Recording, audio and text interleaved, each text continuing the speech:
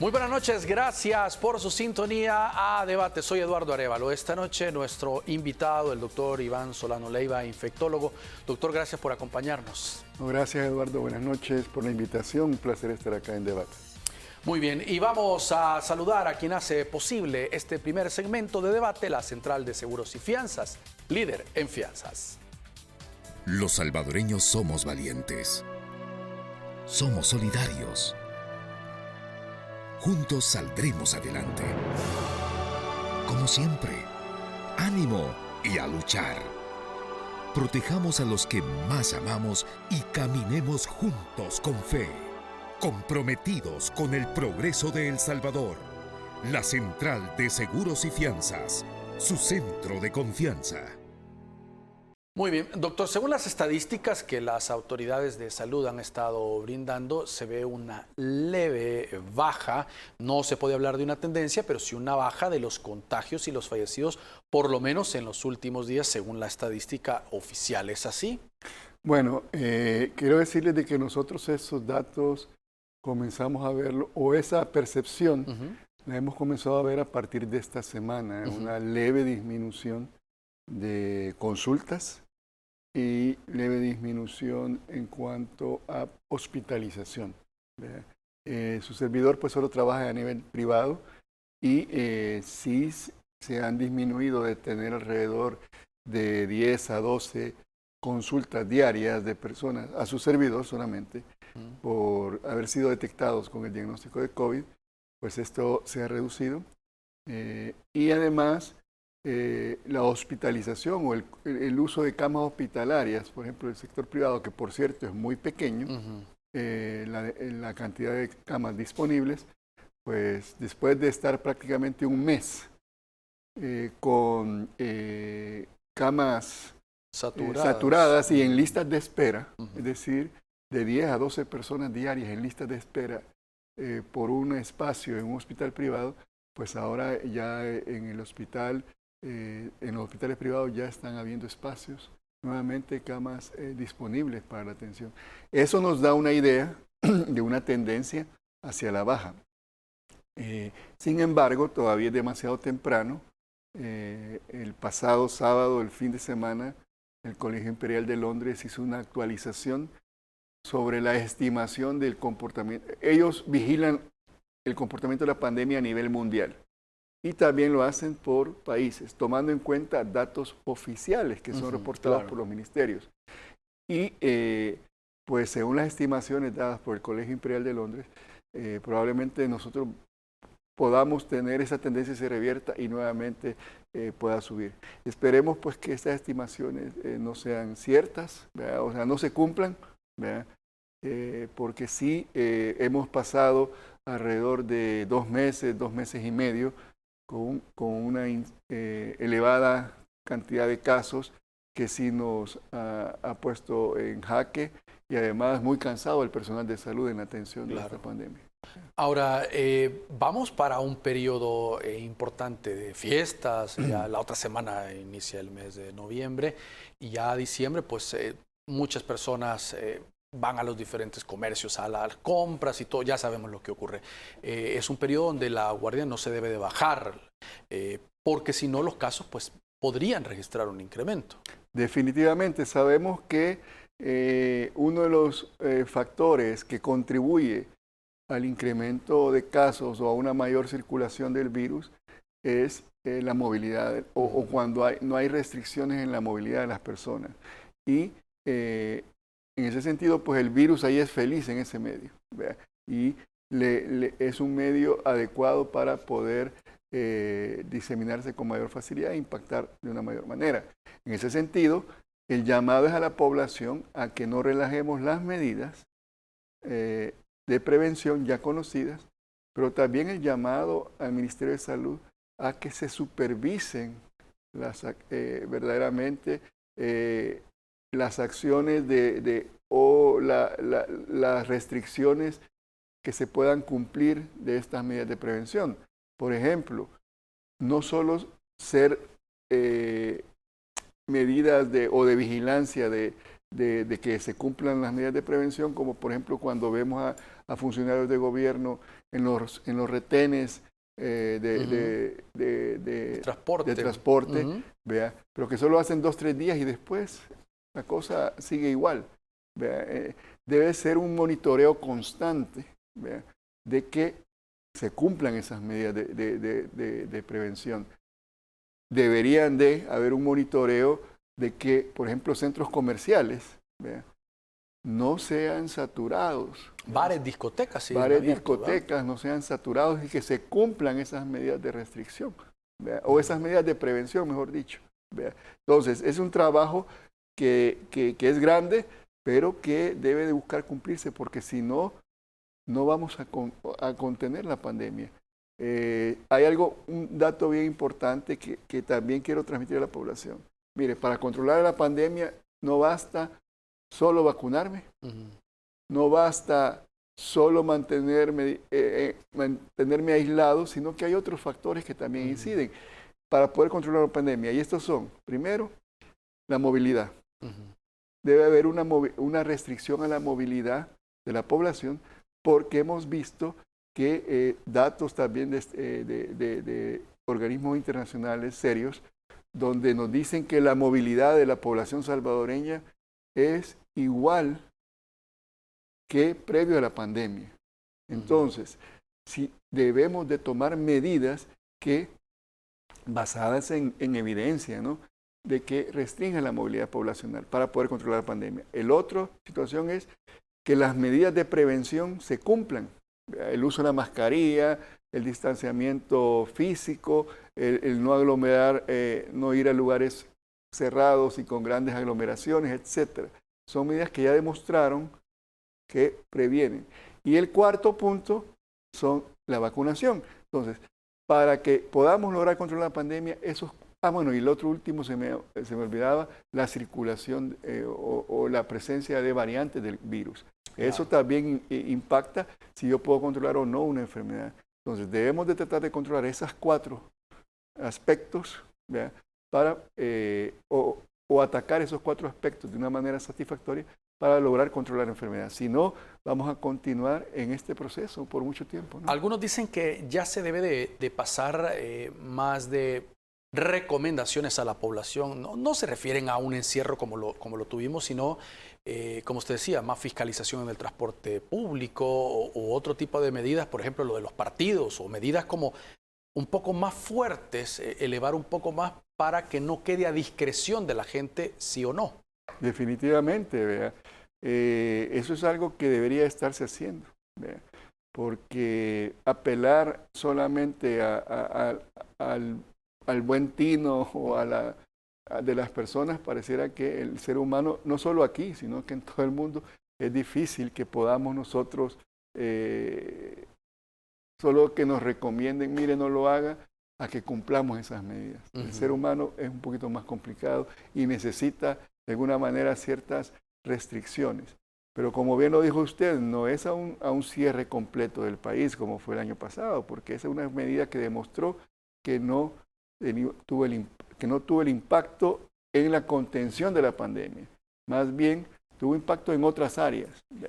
Entonces, no podemos seguir utilizando medidas fracasadas, querer volverlas a instalar. Es más bien la restricción, nuestra propuesta siempre lo hemos dicho, es una restricción basada en los datos que ellos tienen, en los datos reales, no en los datos, en los subregistros que nos mantienen, ¿verdad?, para saber en qué lugares de nuestro país está circulando más el virus y ahí hacer acciones focalizadas de salud pública para contener la pandemia. Es que la estadística es fundamental para saber las zonas geográficas, la cantidad poblacional, más o menos los rangos de edades, y llegar y atacar el problema en esos puntos. Definitivamente, y yo siempre hago la analogía, como por ejemplo, Eduardo, usted llega a mi consulta y llega con un problema de salud, pero me oculta información, ¿verdad? Lo más probable es que yo no voy a hacerle un buen diagnóstico y por lo tanto no le voy a dar un buen tratamiento porque me está ocultando información básica. Lo mismo sucede con esto de las estadísticas y los números. Si en epidemiología yo tengo una foto distorsionada de la realidad, las medidas que yo voy a tomar son y distorsionadas y no son las adecuadas. Por lo tanto, ese es uno de los aspectos de la importancia de que haya transparencia en la información. ¿Vea? Y otros aspectos, ¿vea? Como un derecho como población a tener acceso a la información, es un derecho que tenemos todos los salvadoreños, y muchos otros aspectos, ¿no? Del por qué deberíamos de tener, conocer ese tipo de información de una manera clara. Eso me lo preguntaban hace poco en una discusión de mesa con unos colegas. ¿Vea? ¿Y de qué sirve que conozcamos las realidades? Pues en primer lugar, es un derecho que tenemos, ¿vea? Porque pagamos impuestos y necesitamos saber en qué se utilizan nuestros impuestos. Segundo, la percepción de riesgo. Si a mí me están diciendo, mire, estamos controlando la pandemia, etcétera, mi reacción como ser humano va a ser, y si no sé nada de salud, relajar las medidas. Pero si a mí me dicen que la situación está difícil, pues yo voy a tomar va a servir para que tome más conciencia de que esto, hacer caso pues, de las medidas de prevención. O además, doctor, algunas políticas que se puedan estar implementando que pueden funcionar a la vuelta de 2 semanas, 3 semanas, puede ser que ya haya cambiado dependiendo de las mutaciones del virus y se tenga que hacer un reajuste a las políticas que ya se tienen. Claro, este es un manejo dinámico, ¿vea? Es un manejo dinámico que debe estarse haciendo, ¿vea? En base a información certera, ¿vea? Que es algo que nos ha faltado en el país, ¿no? Tener una información certera, que no haya subregistros tan elevados.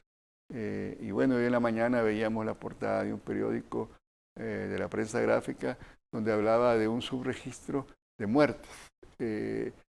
Si uno revisa más o menos el subregistro de enero a septiembre de este año, los fallecidos por el hospital, dados por el Hospital El Salvador, distaban de los registros oficiales que el ministerio reportaba de fallecidos, y era alrededor de un 59% de subregistro.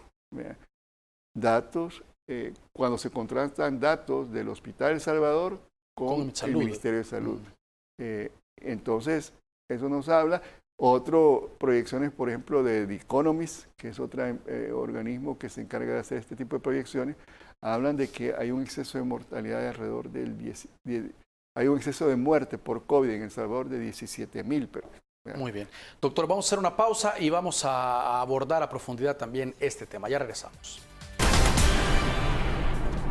Gracias por continuar con nosotros. Estamos conversando esta noche con el doctor Iván Solano Leiva, infectólogo. Doctor, a diferencia de esta semana, que los casos, gracias a Dios, han mostrado una leve tendencia a la reducción, la semana anterior pues no fue el caso y veíamos lamentablemente un número elevado tanto de casos como de víctimas mortales. Y surge la pregunta, doctor, ¿por qué?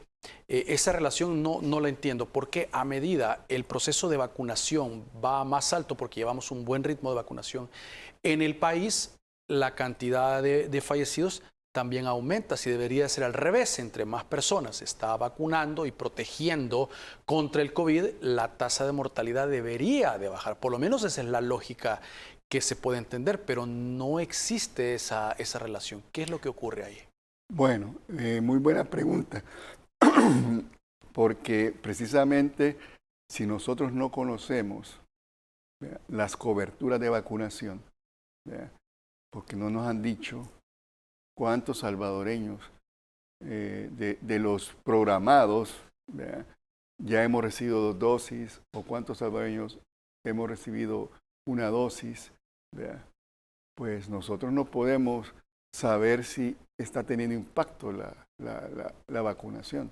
Y eso genera un mensaje también, ¿vea?, un mensaje negativo a la población. Decir, bueno, ¿de qué sirve vacunarse si de todos modos está muriendo mucha gente? Por eso es importante conocer los datos, ¿vea? Porque imagínense datos un análisis que estaba presentando el doctor Will Clará, es un epidemiólogo salvadoreño que trabaja en el CDC de Atlanta. Esta semana hablaba que ha habido una reducción en las últimas semanas sostenida en la aplicación de primeras dosis. Prácticamente en la semana del 17 al 21 se ha mantenido en un 1% de incremento semanal. Entonces, habría que ver por qué los salvadoreños que no se han vacunado, que por cierto, según datos de un estudio llevado a cabo por la Universidad Francisco Gavidia, junto con FUSADES, Colegio Médico, hablaban que alrededor del 11% de la población salvadoreña no había querido vacunarse, a pesar de estar disponibles las vacunas. Entonces, si nosotros conociéramos, o el mismo ministerio diera a conocer, cuáles son las coberturas de vacunación, en primer lugar, por segmentos etarios, le decimos por segmentos poblacionales, pudiéramos decir, bueno, miren, o pudieran detectarse, miren, pareciera que las coberturas de vacunación son muy bajas, entonces debemos de establecer estrategias que nos permitan vacunar a más salvadoreños. Eso por un lado, conocer ese resultado. Pero también, si tenemos coberturas de vacunación elevadas, según ese análisis que se hace de los datos, diría, bueno, ¿y entonces qué está pasando? ¿Será porque las variantes no están funcionando contra las vacunas? ¿Será porque está surgiendo algún factor externo que no lo estamos visualizando? Modifiquemos estrategias. La OMS establece bien claro que es más importante asegurarnos que una población esté completamente vacunada antes que pasar a la estrategia de tercera dosis. Porque el que va a transmitir más fácilmente el virus es el que no está vacunado, que aquellos que han recibido 2 dosis de vacuna. Por eso, nosotros en ese sentido creemos de que es importante conocer las coberturas de vacunación por segmentos poblacionales y ver qué tan efectiva está siendo la vacuna. Además, otros datos, Eduardo, que son importantes conocer. Por decir un número, el día de ayer, no sé si es cierto lo que voy a decir, pero fallecieron 10 personas reportadas, digamos. ¿Cuántas de esas personas que fallecieron en un segmento de tiempo estaban vacunadas? Es una estadística. Es algo que me va a servir para ver la efectividad de la vacuna. ¿O cuántos de estas personas que están hospitalizadas en el último mes estaban completamente vacunadas o no estaban vacunados? Entonces, ese tipo de información es clave para tomar acciones de salud pública que impacten verdaderamente, ¿no? Y además contribuirían a estimular a que el salvadoreño diga, no, vale la pena vacunarse. Vale la pena vacunarse. Pero si no dejamos al pensamiento de, ¿qué pasa? Nos estamos vacunando y ¿cómo es eso que está muriendo más gente? Ese planteamiento de las vacunas, doctor, le valió un cuestionamiento que le hizo el presidente de la República a usted a través de redes sociales, ¿verdad? Sí. Hace unos días. Sí, bueno, yo no recuerdo, perdón. Él se basó en un reporte periodístico, yo no he visto la nota de reporte periodístico, qué fue lo que se hizo, que se dijo ahí, pero en realidad él me acusa de que yo desinformo y que estoy estimulando a la gente a no vacunarse. Muy por el contrario. Yo lo que mencioné y que recuerdo en esas declaraciones que di es que, uno, las terceras dosis no están indicadas para toda la población, como se ha dicho en este momento, sino que está autorizada la tercera dosis para grupos especiales, como cuáles. En Estados Unidos el adulto mayor se considera arriba de 65 años, pero en Latinoamérica la definición de adulto mayor es arriba de 60. Entonces, para personas mayores de 60 años, para personas inmunocomprometidas, independientemente de la edad, porque puede haber una persona entre los 18 y 59 años de edad que tiene factores de riesgo y que lo ponen en inmunocompromiso serio, ese paciente sí está recomendado aplicar la tercera dosis. Pero a un joven, por decir, de 21 años, que es completamente sano, al momento no hay evidencia científica que se le dé una tercera dosis. Lo que se ha demostrado es que hay que tenerlo vacunado a ese joven con las 2 dosis. Por eso, no es que yo esté diciendo, no sirven las terceras dosis. No. Es el tipo de pacientes. Y en ese sentido, pues, creo que o no entendió el mensaje del señor presidente, o pues ya de alguna manera queriendo acusarme de desinformar, pues ya lo hizo sabiendo de que yo no había expresado eso, ¿no? En el caso de las personas, doctor, hay 1.4 millones de personas dentro de la meta a vacunar que subió sin duda con el rango de edad que ha bajado el gobierno. Hay 1.4 millones de personas todavía no vacunadas. La pregunta es si a estas personas considera que va a llegar el momento o ya es el momento de obligarlas a vacunarse. Porque todavía, desde que comenzó la campaña, el presidente lo dijo, no vamos a obligar a nadie a vacunarse. Esto es voluntario y gratuito. Entonces, ¿será que ya llegó el momento de poner más medidas? Porque hay algunas empresas donde dicen, mire, mi personal yo le dije que se vacune, el que no trae la cartilla, pues no se va a presentar. Algunos comercios también incentivan eso, pero ya debería de ser parte de una política o debe de quedar siempre a una voluntariedad de la persona. Bueno, mire, es algo bien difícil de responder y sobre todo sería bueno conocer, ¿vea?, por qué no se quiere vacunar a esa población. ¿Vea? Si es por temor. Facebook hizo una encuesta a través de su plataforma con diferentes países y hacía esa pregunta a los usuarios registrados en la red, incluido El Salvador, y le preguntaban. Y muchas de las respuestas era de que la gente tenía miedo a los efectos que le podría dar la aplicación de la vacuna. Otros decían que era por tema que no creían y el otro religioso, decía que no sentía. Y de ese segmento que usted menciona, la mayoría son gente por temor a los efectos secundarios. ¿Y cómo puede combatir uno eso? Con educación. Sí. Sí. Entonces, por eso es importante investigar, ¿vea?, a través de encuestas que ese 1.4, 1.5 millones de salvadoreños que todavía deberían de estar vacunados, ¿por qué no se han vacunado? Entonces, conocer verdaderamente por qué el salvadoreño no quiere vacunarse.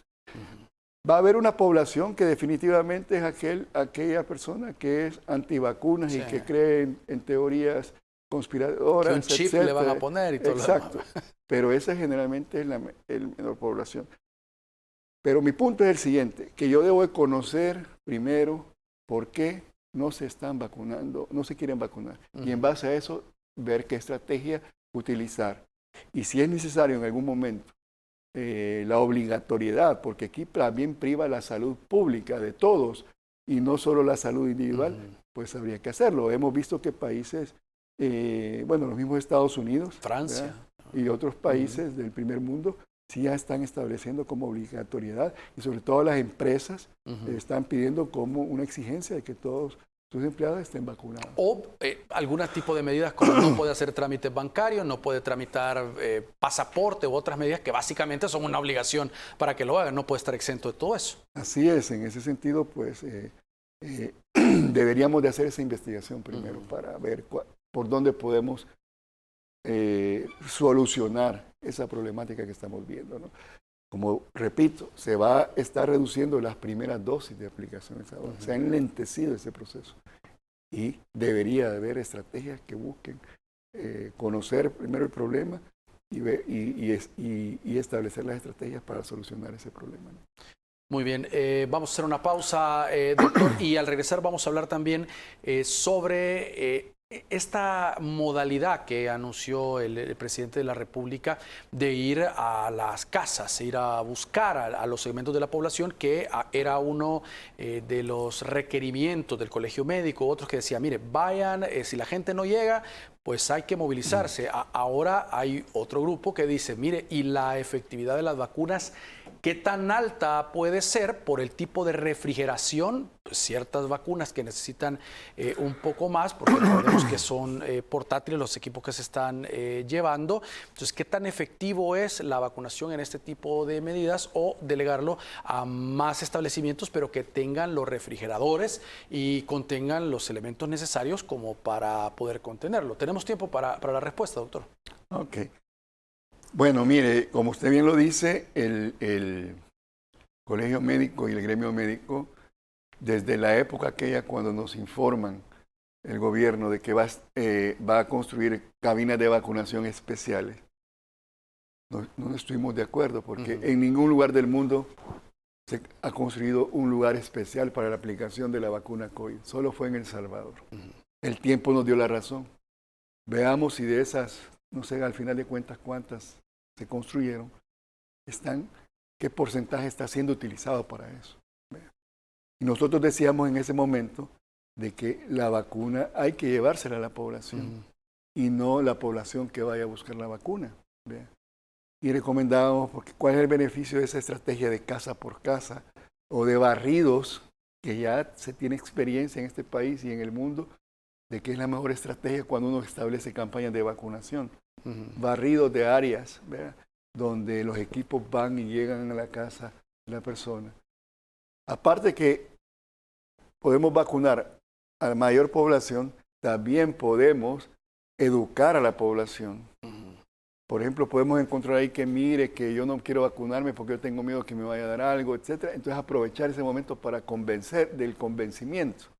Educar a la población de que es más beneficioso vacunarse que no vacunarse.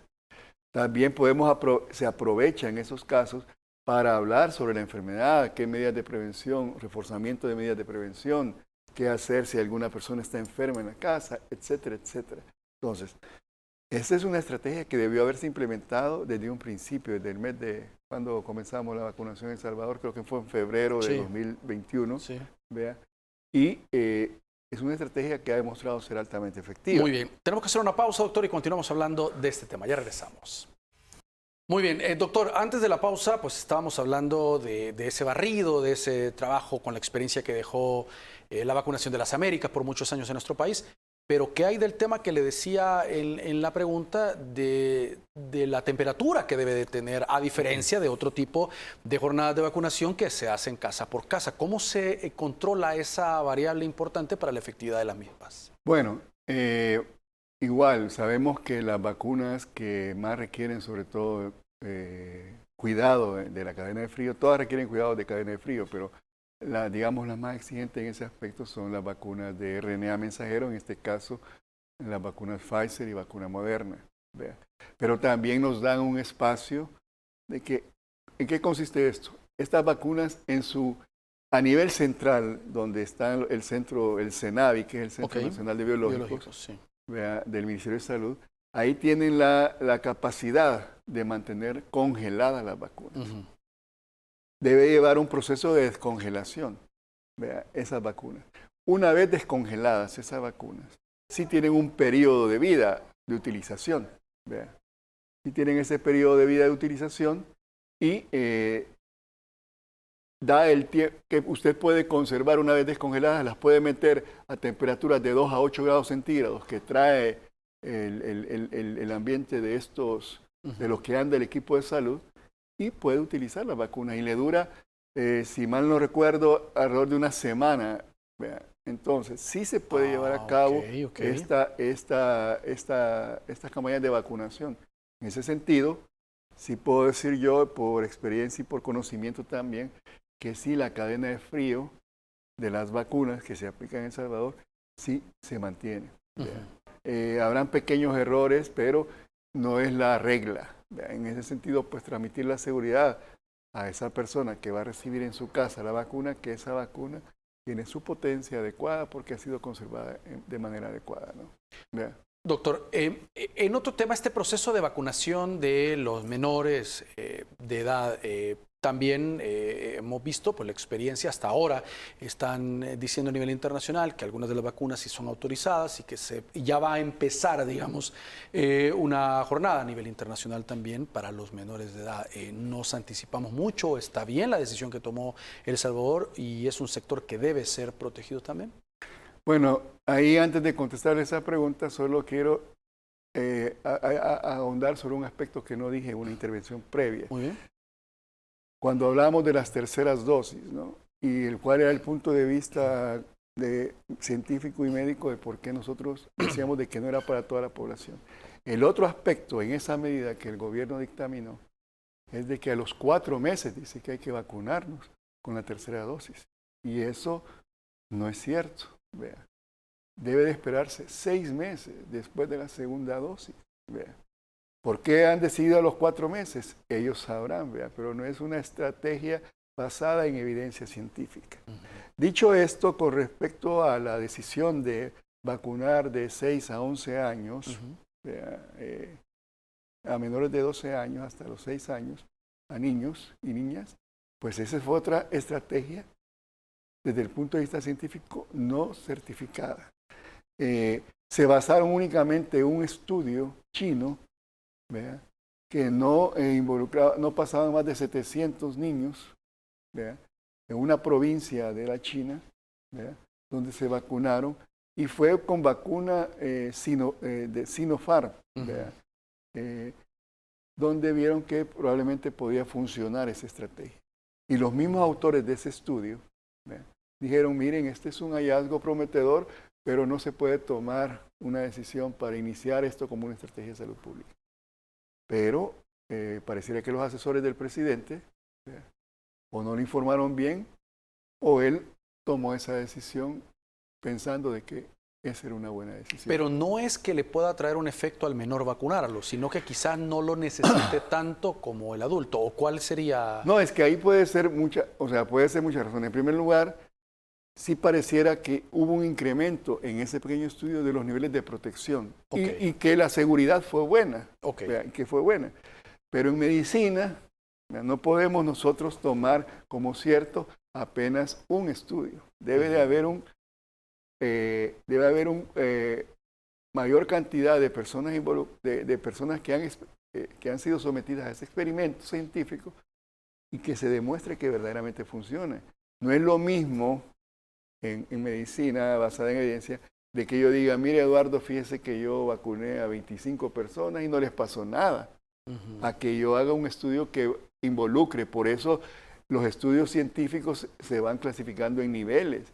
Y si usted recuerda, cuando estas autorizaciones de emergencia que dieron los organismos como el CDC, la FDA y la EMA en Europa para la vacuna de inicio de COVID, fueron con pruebas o con estudios donde ya involucraban más de 15,000 personas que habían participado, no con apenas 600.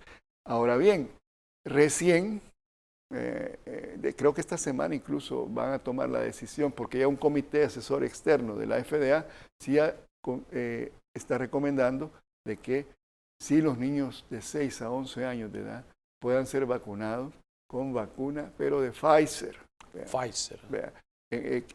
Y probablemente van a dar la autorización, pero con esa vacuna, no con las otras vacunas. ¿Me entiendes? En ese sentido, pues, ese es algo que nosotros, por eso la misma Asociación de Pediatría de El Salvador expuso su razón en su momento, y las diferentes asociaciones de pediatría a nivel mundial pues no recomendaban el momento en que El Salvador tomó esa decisión, que se llevara a cabo este tipo de estrategia, ¿no? Muy bien, doctor, dos preguntas más.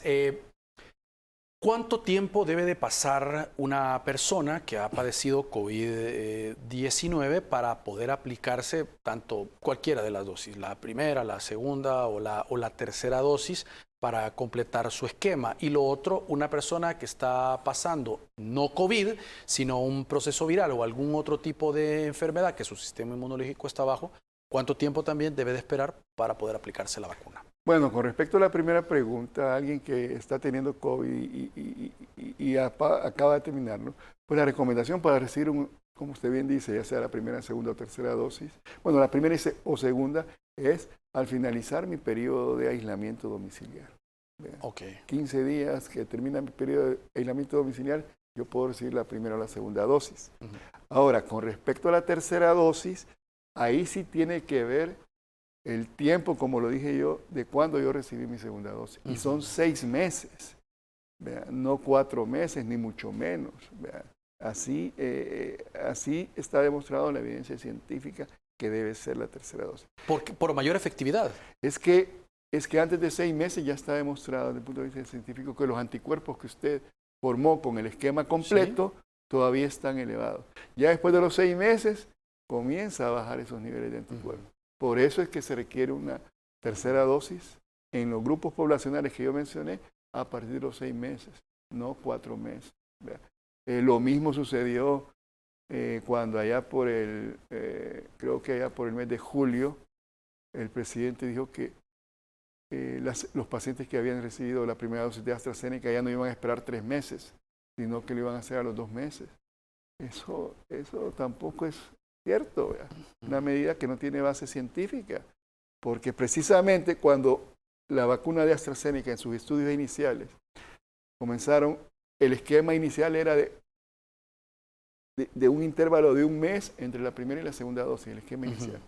Pero conforme fueron viendo, apareciendo en diversos estudios, vieron que los niveles de protección de anticuerpos que se daban eran muy bajos y que mejoraba sustancialmente a la segunda dosis se aplicara a los 3 meses. De ahí vino la indicación de que cambió, de que el intervalo entre la primera y la segunda dosis de la vacuna de AstraZeneca son 3 meses, pero no 2 meses. Entonces son cosas que a veces uno no comprende, vea, desde el punto de vista científico le causa mucho escozor y por eso se expresa lo que uno conoce en base a evidencia científica. Y en el caso de las personas con otro tipo de enfermedades que no sea COVID, una gripe muy fuerte, por ejemplo. Por ejemplo, si yo estoy con una gripe muy fuerte, en realidad, vea, no debería ser una contraindicación recibir una vacuna de COVID. Más sin embargo, porque las verdaderas contraindicaciones para recibir una vacuna es que yo tuviera un proceso febril de 38 grados centígrados o más. Vea, o que yo sepa que tuve una reacción alérgica severa a una administración de vacuna previa. Esas son las verdaderas como contraindicaciones para no recibir una vacuna. Pero en este contexto que estamos en pandemia, no es recomendable que mientras yo esté con un proceso catarral, reciba la vacuna. ¿Por qué? Porque por varias razones. En primer lugar, después la gente dice, no, es que yo me dio COVID porque recibí la vacuna. Entonces ya no me voy a seguir poniendo las vacunas cuando ya tenía el COVID. O ha pasado, y no me dejará mentir los televidentes, de que ellos estaban bien, no tenían ningún síntoma, le ponen la vacuna y a los 2-3 días comienzan con la enfermedad del COVID. Pero eso fue una coincidencia, no que le dio la enfermedad por la vacuna. Entonces, por esas razones también es mejor esperar a que pase ese proceso catarral, gripal, viral, para recibir una dosis de la vacuna. Ahora, todas las vacunas tienen una medida de protección. Me refiero porque hay gente que se ha visto, y dejo abierta la pregunta para regresar de la pausa, hay gente que dice, no, yo voy a esperar, ahorita están poniendo Moderna, yo mejor me voy a esperar la otra semana a ver si están poniendo Pfizer, o yo voy a esperar mejor, y van haciendo como un cálculo matemático peligroso, porque de repente puede ser que digan, bueno, se acabó ya la segunda jornada o la tercera, no es conveniente estar haciendo eso. Dejo abierta la pregunta, doctor. Vamos a la pausa y ya volvemos. Muy bien, gracias por continuar con nosotros. Estamos conversando esta noche con el doctor Iván Solano Leiva, infectólogo. Y decíamos, doctor, hay mucha gente, sobre todo jóvenes, que antes de llegar a los centros de vacunación empiezan a averiguar cuál están poniendo. Yo quiero que me pongan tal vacuna, mejor voy a esperar la otra semana, a ver si ya está. Yo creo que va por semana. Y hacen hasta cálculos matemáticos de cuándo tocaría la siguiente. O sea, se pueden quedar sin vacunarse por estar haciendo eso. Al final, todas las vacunas tienen una protección importante. Sí, decir que es la mejor vacuna contra el COVID es la que se pone. Hay varias caricaturas que hablan acerca de ese tema, de la discusión. Y pongo de ejemplo una, ¿no? Donde va una persona que le quieren tirar un lazo porque va en un río y que atrás de la persona está una catarata, ¿vea? Y le tiran un neumático donde dice vacuna. Pero él dice, voy a esperar como la otra, mejores. Eso refleja más o menos lo que usted está diciendo, ¿no? No nos vamos, por estar esperando la mejor vacuna, ¿vea? Nos vamos a enfermar y nos podemos morir. Y así hemos visto algunos casos de pacientes que precisamente porque estuvieron en esa discusión, les cayó el COVID, tuvieron una enfermedad severa, pasaron muchos días hospitalizados o algunos hasta murieron. Entonces, en ese sentido, la recomendación es que hay que ponernos la que esté disponible en ese momento y vacunarme. Ahora, que es cierto que hay dos cosas ciertas. La primera es que todas las vacunas COVID sí me protegen arriba del 80%, todas, contra la enfermedad grave, hospitalización y muerte. Pero cuando me protegen las diferencias se dan cuando ¿Cuál me protege más contra que yo, a pesar de estar vacunado, tenga enfermedad leve? Ahí sí hay diferencias importantes. Y la peorcita, entre comillas, es la vacuna CoronaVac, donde un 50% más o menos de efectividad, o hay una reducción del 50% para prevenir de que yo desarrolle la enfermedad sintomática, pero es leve en su protección. Concluyendo en ese aspecto, o concluyendo la respuesta a su pregunta es, vacunémonos. Es mejor estar vacunados y no estar esperando la mejor, porque nos puede ir mal si no lo hacemos. Ahora, ¿cuántas veces puede dar COVID, doctor? Porque un día de estos leía que existe un COVID a largo plazo, que de repente se desactiva, se activa, y esta gente va y dice, ya lo superé, de repente se siente mal otra vez, va, se hace la prueba y dice, me dio COVID otra vez. Y está así, y hay gente, yo he escuchado gente que dice, a mí me ha dado hasta 4 veces, pero dicen, no, es el mismo que era de largo plazo, o realmente una persona se puede infectar en un periodo corto varias veces. Cuando uno tiene COVID, la inmunidad que le da la enfermedad o la infección natural anda alrededor de 8 meses a un año. De 8 meses a un año que yo estoy, por haber sufrido la enfermedad, desarrollé una inmunidad a volver a infectarme. Okay. Sin embargo, tampoco eso aplica en un 100%. Sí, Pueden claro. haber, hay muchas variables, perdón, hay muchas variables que pueden afectar eso. De que yo me puedo volver a infectar, sí es un hecho. Pero también muchas veces la gente confunde de que se ha vuelto a infectar porque, digamos, se hicieron la prueba de la RT-PCR y les hacen el diagnóstico de COVID. Y entonces pasan 14, 15 días y quieren volver a repetirse la prueba para saber si no lo tienen. Sabemos, por eso es que la indicación de realización de prueba después de yo haber sufrido el COVID no está indicado, para saber si yo tengo o no tengo la enfermedad. Porque ya se vio que hay personas que eliminan más lentamente el virus y son partículas virales muertas que detecta la prueba. Entonces, me puede salir positivo. Entonces la gente dice, no, es que me volví a infectar. Y desafortunadamente eso, hay muchos protocolos de empresas aquí en El Salvador, que están exigiendo que su empleado, antes de regresar a trabajar, se haga la prueba. Se haga una prueba. Y entonces ese es un protocolo no adecuado, porque ahí están mandando a descansar a su empleado, en primer lugar, por más tiempo de lo necesario. Y segundo, el empleado no representa ningún riesgo de transmisión. Aunque dé positivo. Aunque dé positivo la prueba. Con el virus inactivo. Con el virus inactivo. Generalmente la prueba puede permanecer positiva. Hay gente que hasta 3 meses después de haber sufrido la enfermedad. Entonces, no es necesario hacer ese tipo de pruebas. De tal manera que, recapitulando la pregunta, sí puedo infectarme, pero se debe evaluar caso por caso. O sea, no asumir, sino que buscar la atención médica para una evaluación del caso específico de esa persona y valorar. Yo lo más que he podido determinar hasta esta fecha que llevamos de la pandemia, que son alrededor de 22 meses, sí son personas que se han infectado 2 veces. 2 veces. Pero no más ahorita. Doctor, en el caso de las pruebas también hay mucha duda. Hay gente que se siente mal, va y se hace una prueba rápida. Y da negativo, entonces dice, bueno, no tengo el virus, pero se sigue sintiendo mal, después va y se hace una PCR y da positivo. Entonces después dice, ¿para qué me hice la otra prueba si la otra no funciona? Y no es que no funcione, sino que tienen periodos de tiempo. Periodos de tiempo diferentes. Es decir, tenemos que aprender a conocer para qué sirve cada prueba y los periodos para poder utilizarla y no pagar por gusto, pues. Exacto, entonces nosotros los salvadoreños y cualquier ser humano se va por la prueba que es más barata. Claro. ¿Me entiendes? Sí, entonces, claro. Ese es un factor que hace que yo a veces malgaste mi dinero, que lo barato puede salir caro. Sí. También es importante ver el tiempo de evolución. Y si yo tengo síntomas o no tengo síntomas. Porque, por ejemplo, hablemos de la prueba de detección de antígenos. Es una prueba creo que anda costando $28, $30.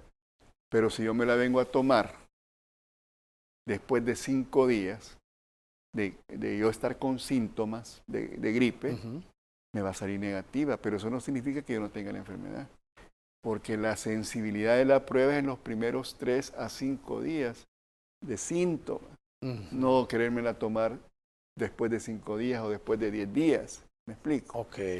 También puede suceder el caso de que, y cuando hablamos ya que la sensibilidad de la prueba y la especificidad baja un poquito, es cuando, por ejemplo, yo estoy asintomático y me hago la prueba y me sale negativa. La probabilidad de que esa sea un falso negativo en pacientes asintomáticos es mucho mayor cuando lo comparamos, con la prueba de RT-PCR. ¿Sí?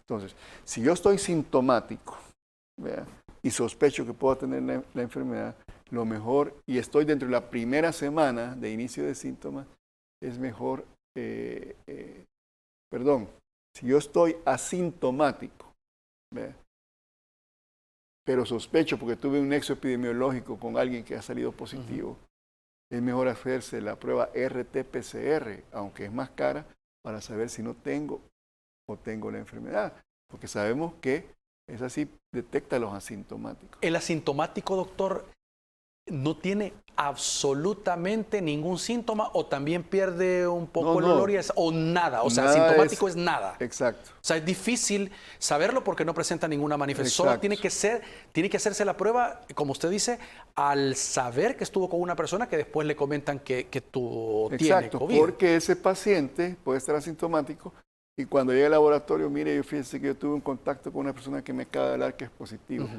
Y usted como se siente bien, claro. Entonces, ¿qué prueba me recomiendan? Y ahí le ponen las opciones, ¿ve? Obviamente va a decir, pues no, la de $30. Sí. Pero puede ser, ahí es más probable que des falsos negativos, es decir, que me salga negativo, pero en realidad yo tener el virus. Entonces, en pacientes asintomáticos es mejor preferible hacerse la RT-PCR. Y si yo tengo síntomas y estoy dentro de los primeros 5 días del inicio de síntomas, sí, la sensibilidad y especificidad de la prueba de detección de antígenos sí me sirve. O sea, si me sale positiva, lo más probable, y generalmente, por ejemplo, usted me consulta, mire doctor, fíjese que yo tengo 3 días de estos síntomas catarrales, hasta ya perdí el gusto y el olfato. Desde el punto de vista clínico, yo le sospecho que usted pueda tener la enfermedad, yo opto mejor por mandarle una prueba de detección de antígenos porque está en los primeros 5 días, y si me sale positiva, entonces sí decimos con buen salvadoreño, le creo a la prueba. O sea, síntomas más la prueba positiva, definitivamente. Y está una tercera prueba, doctor, que esa es la que marca si uno ha tenido a lo largo del tiempo COVID. Es una prueba importante. ¿Y qué puede determinar un periodo? ¿O solo dice si tuviste? ¿O cómo funciona esa prueba? Básicamente esa prueba nos va a salir positiva a partir de 10 días después, 10 días después del inicio de síntomas, y nos detecta anticuerpos de tipo IgG e IgM. Y dependiendo del resultado, si ambos están positivos, significa que yo tuve o estoy recién de haber tenido el COVID. Pero después de 10 días, de ahí la importancia. Nosotros hemos tenido pacientes que nos han llegado con más de 10 días de síntomas, no se han hecho la prueba, ya con más de 10 días de síntomas, el paciente con un cuadro de neumonía, por decir, nosotros no le hemos mandado RT-PCR porque nos puede salir negativa, no le hemos mandado antígeno, le hemos mandado detección de anticuerpos y nos ha salido positivo.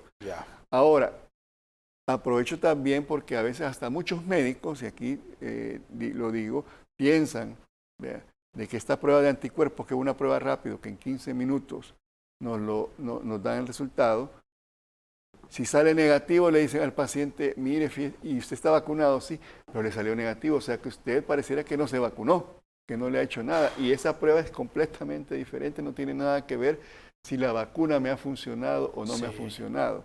Vea, ese interesante. Es vea, sino que esa es otra prueba específica que se llama detección de anticuerpos neutralizantes para saber si la vacuna tengo los suficientes anticuerpos que me protejan contra la enfermedad. Muy bien. Doctor, gracias por acompañarnos esta noche. Muy interesante. Aprendimos mucho sobre el virus esta noche. Bueno, muchas gracias por la invitación y siempre dispuesto a cualquier llamado que nos puedan hacer.